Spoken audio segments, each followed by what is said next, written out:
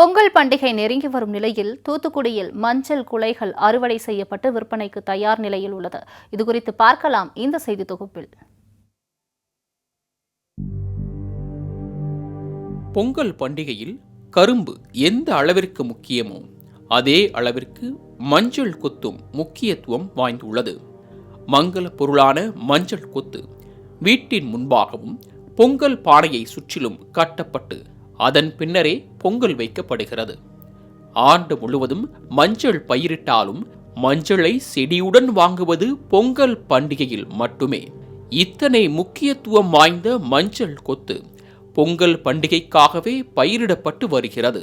அந்த வகையில் தூத்துக்குடி மாவட்டம் சாயரபுரம் சுற்றுவட்டார பகுதிகளான தங்கம்மாள்புரம், சிவஞானபுரம், சேர்வைக்காரன் மடம், ஜக்கம்மாள்புரம் உள்ளிட்ட கிராமங்களில் 100 ஏக்கர் பரப்பளவில் மஞ்சள் கொத்து பயிரிடப்பட்டன. 6 மாத பயிரான இந்த மஞ்சள் கொத்துகள் இந்த ஆண்டு நல்ல மழை பெய்ததால் நன்கு செழித்து வளர்ந்துள்ளன. அதிலும் இப்பகுதி செம்மண் பூமி என்பதால் மஞ்சள் கிழங்குகள் செழித்தும் தரமானதாகவும் விளைந்துள்ளது. இதனால் மகிழ்ச்சி அடைந்த விவசாயிகள் தற்போது பொங்கல் பண்டிகை நெருங்கி வரும் நிலையில் மஞ்சள் கொத்துகளை அறுவடை செய்யும் பணியில் தீவிரமாக ஈடுபட்டுள்ளனர். இங்கு விளையும் மஞ்சள் கொத்துகள் தரமானதாக இருப்பதால் வியாபாரிகள் அதிக ஆர்வத்துடன் வந்து வாங்கிச் செல்கின்றனர். அத்துடன் இந்தியா மட்டுமின்றி பாரிஸ், கனடா உள்ளிட்ட வெளிநாடுகளுக்கும் ஏற்றுமதி செய்யப்பட்டு வருகிறது.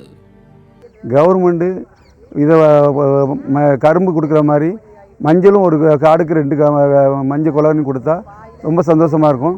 விவசாயம் பண்ணுறவங்களுக்கும் கொஞ்சம் நல்லா இதாக இருக்கும். இதை நாங்கள் இங்கேருந்து தான் ஃபஸ்ட்டு நம்ம ஏரியா செம்மண் இது ஏரியாங்கிறதுனால இங்கேருந்து எல்லா ஊருக்கும் வெளிநாட்டிலேருந்து வெளி மாநிலத்திலேருந்து பாரிஸு, கர்நாடகா, கனடா வெளிநாட்டுக்கும் அனுப்புகிறோம், வெளி மாநிலத்துக்கும் அனுப்புகிறோம்.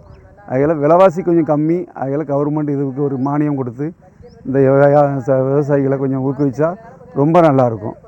தற்போது ஒரு கொத்து மஞ்சள் கிழங்கு 20 ரூபாய்க்கு வியாபாரிகள் கொள்முதல் செய்கின்றனர்.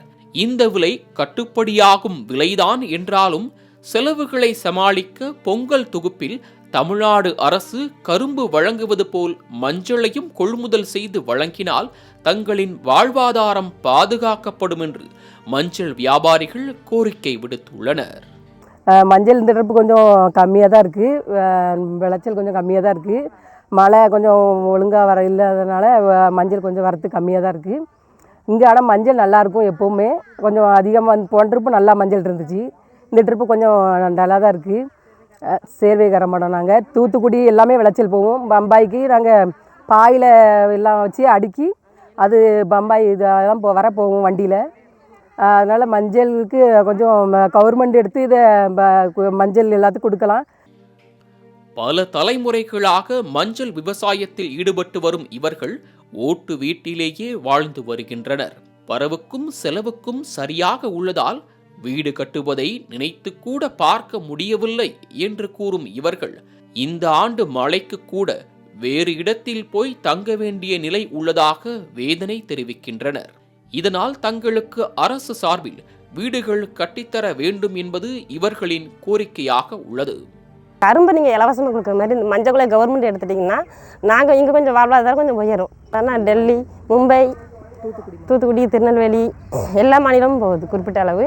சேர்வைக்கார மடத்தில் என்ன சிறந்ததுன்னா செம்மண். இது எல்லாருக்குமே பிடிக்கும், நல்ல வளர்ச்சி இருக்குது. மழை தண்ணி இல்லாதனால இந்த வாட்டி கொஞ்சம் எங்களுக்கு கட்டுப்படி ஆகலை. 60 வருஷம் முன்னாடி எங்களுக்கு ஓட்டு வீடு பார்த்துக்குவாங்க, 4 தலைமுறை ஆகிட்டு வீடு இடிகிற கண்டிஷனில் இருக்குது. இந்த வாட்டி வந்த மழைக்கு நாங்கள் 4 நாள் பக்கத்து வீட்டில் போய் தான் படுத்தோம். நாங்கள் 4 உயிர் இருக்கோம்.